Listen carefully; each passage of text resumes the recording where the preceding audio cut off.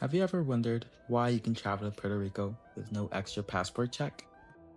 Because Puerto Rico is a US territory, meaning traveling there is considered a domestic trip. The idea of being able to visit this small island as a US citizen sounds amazing. The view, the beach, and the food all seem amazing. However, while this appeals to many people from the mainland United States, it represents a growing problem for Boricuas in Puerto Rico. Puerto Rico ceded to the United States in 1898 as part of the Treaty of Paris, becoming U.S. territory after the Spanish-American War. As a result of this, the federal government holds significant authority over the island's political and economic system. This imbalance of power has allowed the U.S. to implement economic measures that prioritize outside interests, most notably the creation of Act 20 and 22, which were designed to attract wealthy investors to the island. According to the IRS, unless they are residents of Puerto Rico, a U.S. citizen residing in Puerto Rico is not subject to U.S. income tax on Puerto Rican source income only. Furthermore, Act 20 allows corporate taxes to go from 21% in the United States to 4% in Puerto Rico. To incentivize the rich even more, capital gains, interest, and dividends are all 0% on taxes. Tax exemption is only for the rich. While foreigners buy up houses for Airbnbs, rental services, and for vacations, Boricuas face rent hikes and even eviction.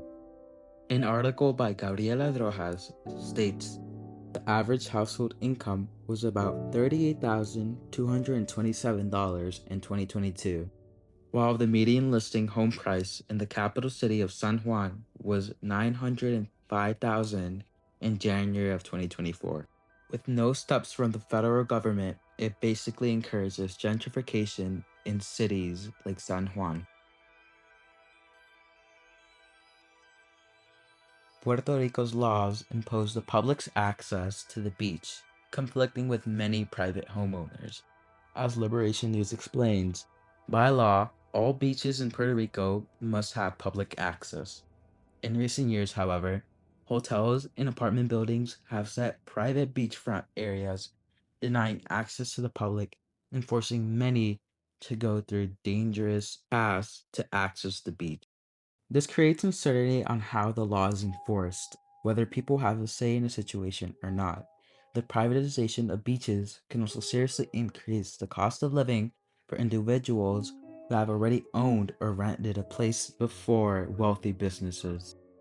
With all the confusion, the people are divided between Puerto Rico's territorial status.